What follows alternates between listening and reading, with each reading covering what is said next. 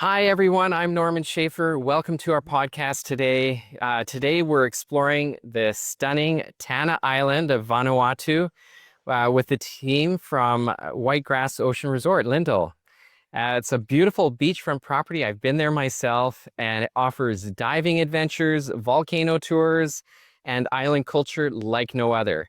It's a stunning destination and a stunning resort. So, welcome. Thank you for having me. Before we dive into today's episode, I want to tell you, if you've ever dreamed of experiencing one of the incredible destinations that we talk about on the show, be sure to visit farandawayadventures.com. For over 30 years, I've helped travelers discover some of the most extraordinary destinations on Earth. If this is of interest, check out the link in the description to farandawayadventures.com, and we'd be happy to make your next trip unforgettable. Well, can you tell us, first of all, a little bit about Whitegrass Ocean Resort and what sets it apart, as well as a bit about Tanna Island? Yeah, so the absolute point of difference for Tanna is that it is a pure bucket list destination. So essentially, we are in the remote South Pacific. Think Fiji 50 years ago. We have one of the most culturally rich islands across all of Melanesia, and we have a number of custom villages that continue to live a subsistence lifestyle. So from an anthropology perspective, it's absolutely fascinating because the people that live on Tanna have had a relatively unchanged culture for centuries. Tanna is also home to Mount Yasur, which is widely regarded as one of the most accessible live volcanoes in the world. So the actual journey to the volcano is half of the experience. So essentially it's about 1.5 hours by four-wheel drive to the volcano, and you'll be ascending through jungle highlands. Once you're getting to the volcano, you're emerging onto the lunar landscape of the ash plains, and then a 10-minute ascent on foot to the top of the volcano. You've climbed I have climbed the volcano. I brought my children there a number of years ago, and to this day they talk about sitting on the rim of this volcano as it's exploding and as the lava's, jumping into the air at nighttime, the best time of the day to go there. But also, just so many other island experiences there. I mean, the water, the water activities. Yeah. I mean, you also have diving right from the resort, do you not? Yeah, so we're actually the first PADI Eco Dive Center across all of Melanesia. So the Volcano Island Divers is our on-site PADI Eco Dive Center.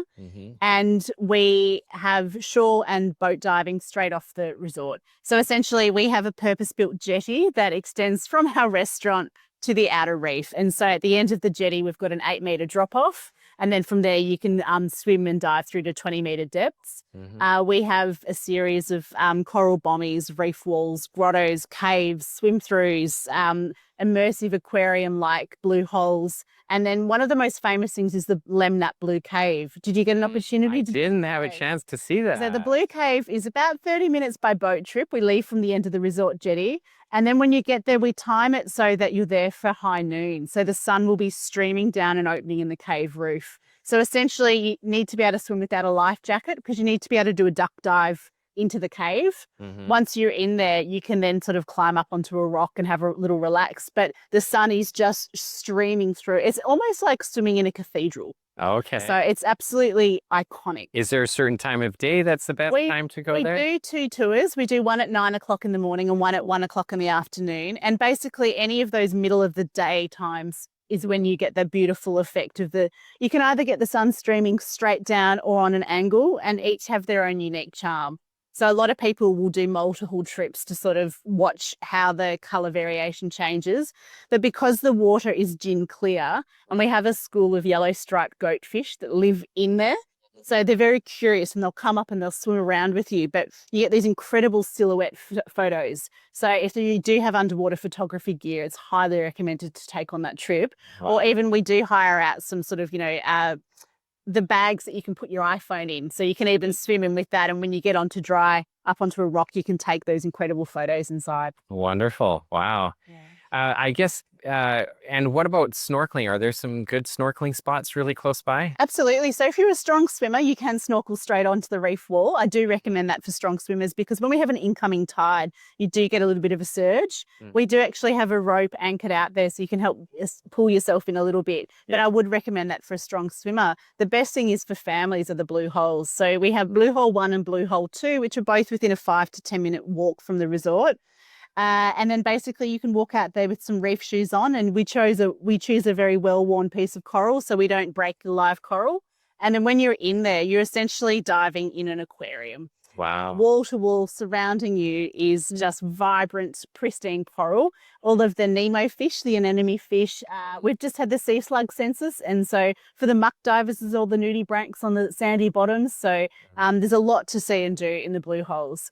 And the best time to do that, depending on the access, is on the high or the low tide. But if you do it when there's no incoming or outgoing tide, you get a really smooth surface. If you've got the sun overhead, that's when you get that incredible aqua that you see in all of the, glossy brochures. Well, one other thing I was curious about is how does Whitegrass Ocean Resort incorporate the local culture and sustainability into that guest experience? Yeah, great question. So we have been certified as the first PADI Eco Dive Center, and that eco recognition basically is our stewardship towards the ocean. So we're making sure that our reef stays the same for future generations. So essentially we're working with the Vanuatu Fisheries Department to ensure that our 5 kilometres of marine coastline is canvassed as a marine protection area, and that should be formalised this year. Wow. So we have had that formally adopted with PADI Aware.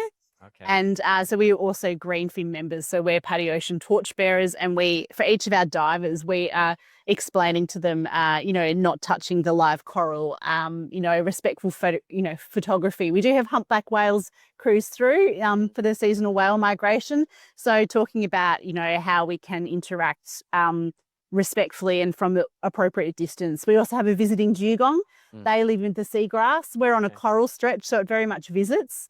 But so some of the marine life that people can see as well, we've had to really step up to make sure that it is respectful and ocean forward approach to marine tourism.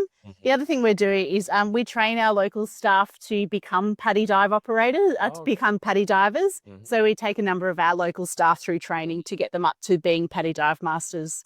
That's incredible because was there many, many years ago, and there weren't really many options for diving. It came in 2016. Yeah. I think we opened the diving later that year. Yeah. So it's all it's great that that now is so much more accessible. Well, we do World Ocean Day every year with the local high school. So they come and we do an ocean cleanup event with the high school. Then they all come and sit in the resort. They have their banana and coconut cake and their tropical fruit juice. Wow. And they sit there, and then our dive team have a session with them explaining about why the stewardship for the ocean conservation is important, because tourism is one of the key economic drivers of Vanuatu and Tanna as well. And so we're trying to explain to them that if we can keep this reef pristine, that's going to help them for their future generations. Yeah. Is there a best time of year to visit Tanna for a full adventure experience? So typically our dry season, we would say, would extend from April through to October. And so we typically see a little bit less rainfall, slightly cooler of an evening, and the beautiful warm days.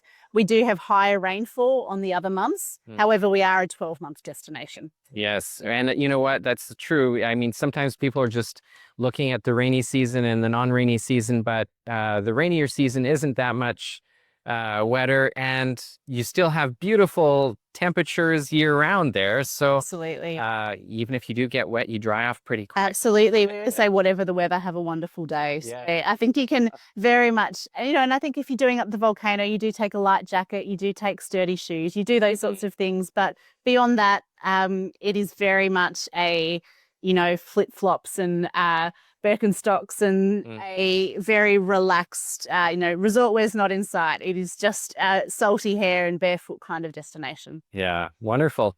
Well, thank you so much for joining us on the podcast. My pleasure. And it's great to hear about the Whitegrass Ocean Resort. Thank you. My pleasure. Thanks for tuning in. Discover your next unforgettable journey at farandawayadventures.com. Experience the world differently.